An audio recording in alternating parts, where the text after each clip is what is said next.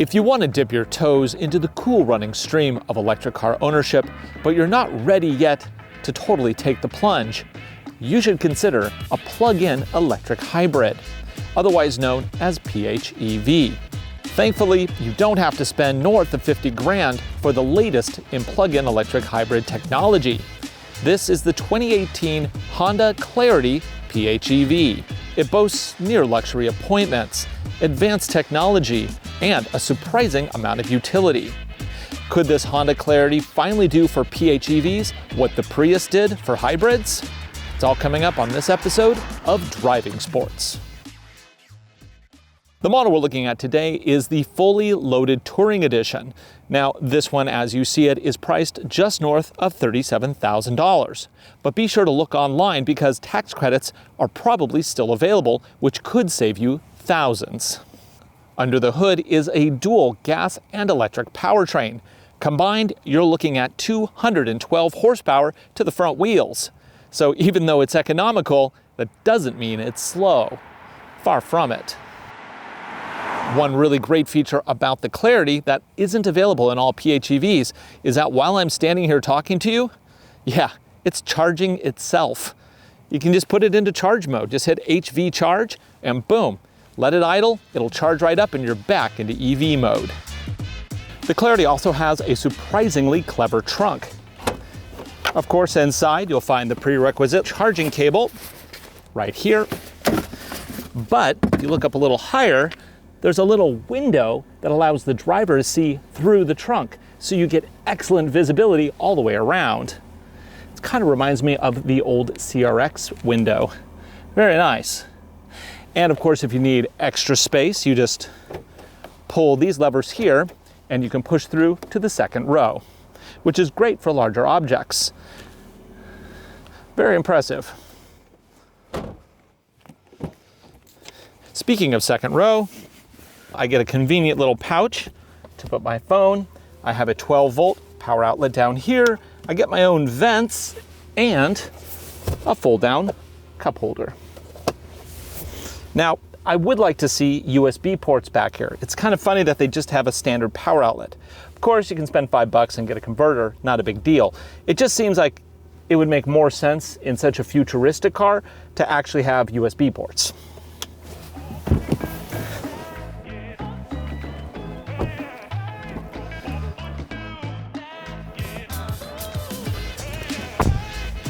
All right, this is what I'm talking about. Now, one of the neat things about this interior is that even though it's strikingly gorgeous, it's not all new. This is very much keeping in line with Honda's evolving design language. We still have the PRND buttons here that are also available on several Acura vehicles, but what they've done is they've floated the center console in a really thin piece with wood trim that is just, it's very elegant. And beneath that is just a massive bin where I can put my mobile devices. And I also have down here my charging ports. Convenient, yet not in the way, which is great. Now, as soon as I plug it in, I have Apple CarPlay launch because yes, it supports CarPlay. It also supports Android Auto. One thing you will notice missing on this is, of course, a physical audio dial. That would be nice. They have started putting those on some of their other systems. This one doesn't have it. I do, however, have a volume switch over here, so that kind of acts as a backup. Now, recently, I drove the BMW 530e plug-in hybrid, and that one, well, it was fancy too. But this is also fancy. I couldn't actually say that the BMW is a nicer interior because this one, honestly, it's just so different, but it is still so nice. I mean, look at this, is suede. That's like a suede or Alcantara style dash. I mean, that's really nice. The designer of this interior just did a smashing job. Because this is a top Honda trim, it of course has the full modern suite of active safety, including lane detection, adaptive cruise control, Honda Lane Watch, which actually employs a camera on the passenger side mirror, which shows me what's in the lane. And then it also has collision mitigation to, prevent or minimize the impact if I happen to not be paying attention. A lot of people like Honda vehicles because typically they have pretty good visibility. This one seriously kicks things up a notch. We're looking at very small A-pillar with an extra view window here. We also, of course, have lane watch, which uses the camera to show me my blind spot. But beyond all that, back there, I can see through the trunk because of an added window behind the second row. I mean, Honda, what did you not think of when you're creating this car?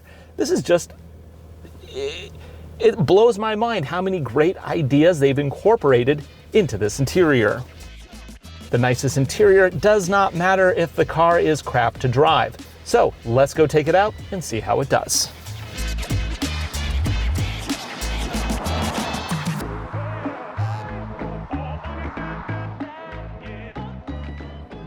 Driving this car is like driving any Honda Civic.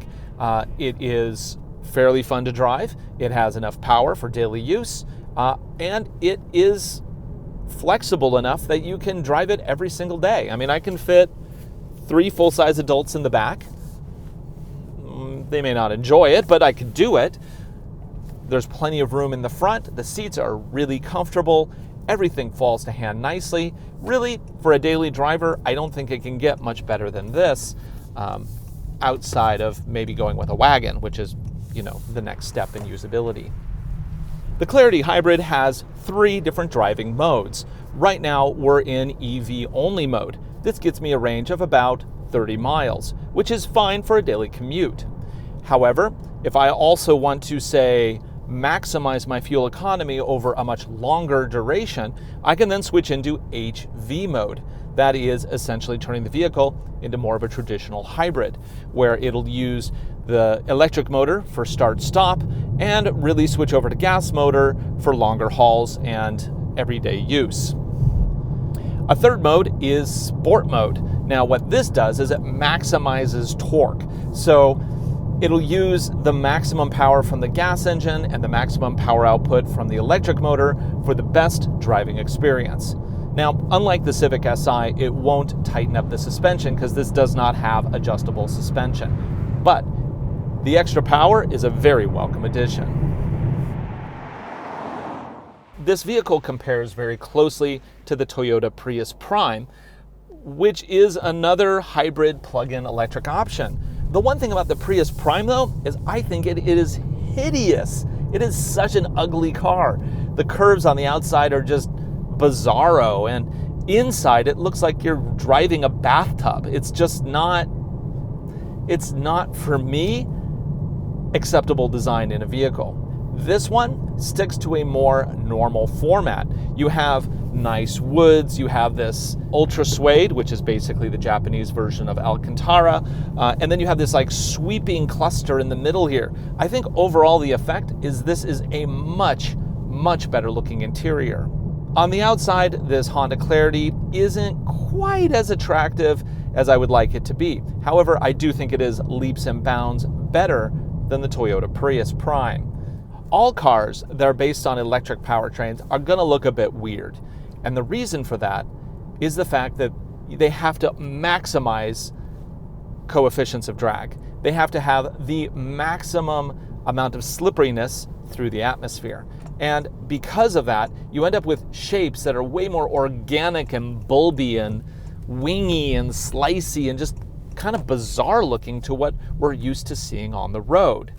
So yes, the Prius Prime is hideous. Yes, this car could look a little bit nicer perhaps, but they do it all for the sake of efficiency. I've never been a fan of hybrids because I think it's kind of ridiculous to spend thousands of dollars to eke out an extra 10 mpgs. For how long people keep cars for, rarely will that investment ever pay off. Plug-in hybrids are eking a little bit more towards something that I find acceptable. I mean, honestly, I do think that if you want to buy an electric car, just buy an electric car. Don't go halfway with a hybrid or a plug-in electric hybrid. But I do think the plug-in electric hybrid does make sense for certain people.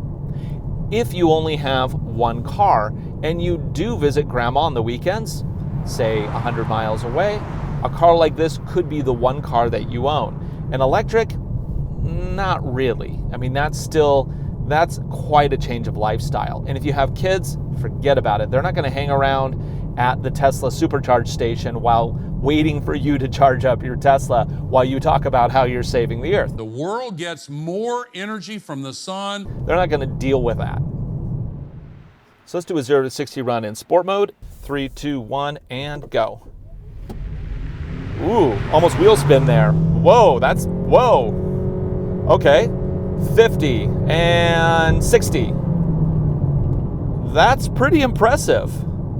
Okay, it may not win any speed records, but you know, for a plug-in hybrid, that's pretty potent. I like that. I like that a lot.